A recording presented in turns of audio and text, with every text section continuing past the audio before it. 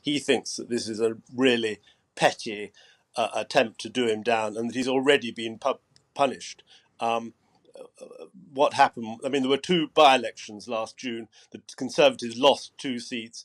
Tory MPs took fright, and they chucked him out at the beginning of July. So he's been sanctioned by public opinion, and he's been sanctioned by his own party when they all started resigning en masse from his government.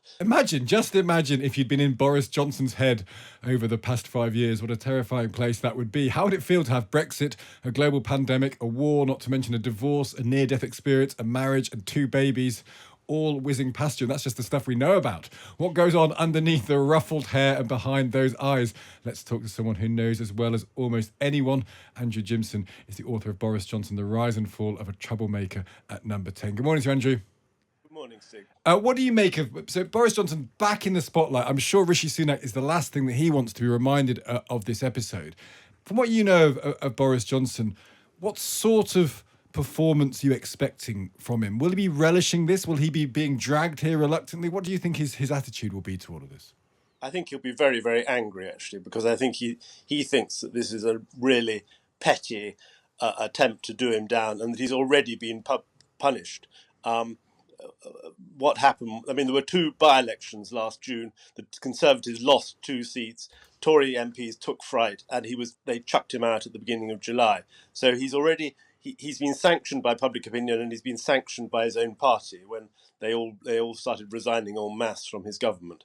And to drag this up later on, and the other thing he'll reckon is that, I mean, he said, we'll see what he says in the further dossier that they're putting in today, but he and Panic, his lawyer, already pointed out that on the 25th of May 2022 he corrected the record. He had got it wrong in his sweeping assurances in December 2021. Those assurances were wrong, but the committee, I mean, it's within its rights to do this, but whether it's whether it's really wise of it to pursue this to the point where we get a by-election scrum in Uxbridge, I think the members of the committee will themselves be wondering whether they should push it, whether they should inflict such a severe punishment on him that we get a by-election.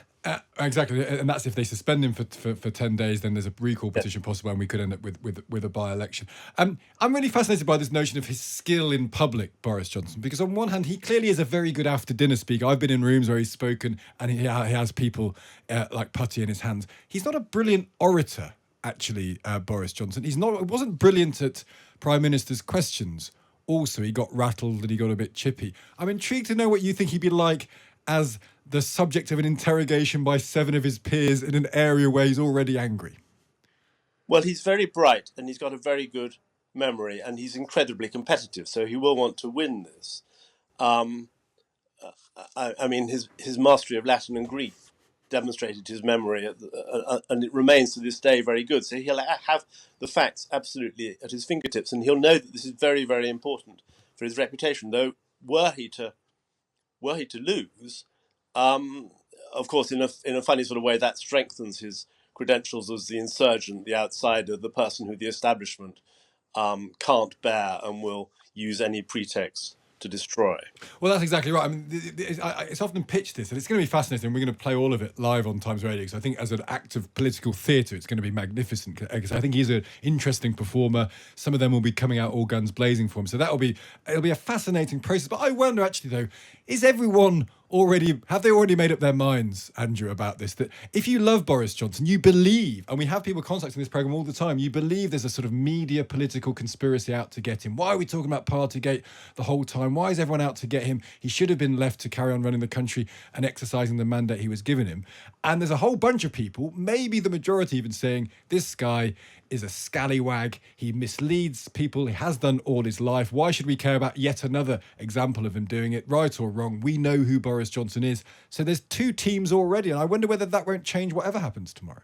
I think you're right. People rationalise what they already instinctively feel about him, that he's a scoundrel, or that he's a wonderful live and let live, rules are made to be broken, life-enhancing figure. So I think the committee is in a difficult position, because Panic has already pointed out that if they were liable to judicial review, which they aren't, of course, because Parliament can do whatever it likes. Yeah. Parliament is sovereign. If he says that their procedures would be declared unfair and the whole thing would be stopped by the courts. So they're bending over backwards to try and be fair, but that's so in a funny way. Although you say they're going to come out all guns blazing, they're also quite inhibited about it. That's interesting. So it's difficult for them too, I think, very, especially as the Harriet Harman, who chairs the committee, she did make some pretty condemnatory remarks about Boris Johnson some time ago. So she's obviously open to the accusation that she's biased.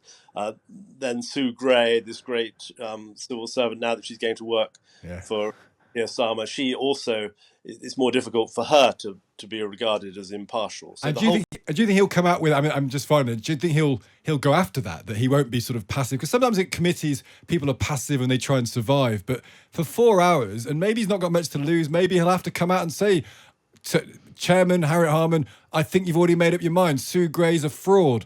You know, he could really come out for this, couldn't he?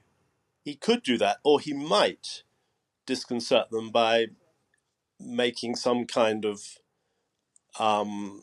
admission at the very beginning, whereupon the whole thing might become sort of boring and pointless. Don't just say that. I'm just saying we're doing 4 hours of it on Times Radio. It's not going to be boring and pointless. It's going to be amazing. I can't wait. In the interest of full disclosure, I should say that my predictions about what Boris Johnson will do, which are usually based on my idea of what it would be sensible for him to do, and that to be wrong. Yeah, what's sensible to do is not always the same thing. Andrew, really fascinating stuff. I can't wait to see what happens. Andrew Gimson there. And there's a great reminder, it will definitely not be boring. It's the most interesting politician potentially of the last 30 years being interrogated by some of his political enemies about how much he screwed up during a national crisis. Yeah. Is going to be big, isn't it? And you don't want to miss it, so you can hear it from 2:00 tomorrow. Times Radio will bring you all of it so you can listen in and see how Boris Johnson performs. Yeah, and of course,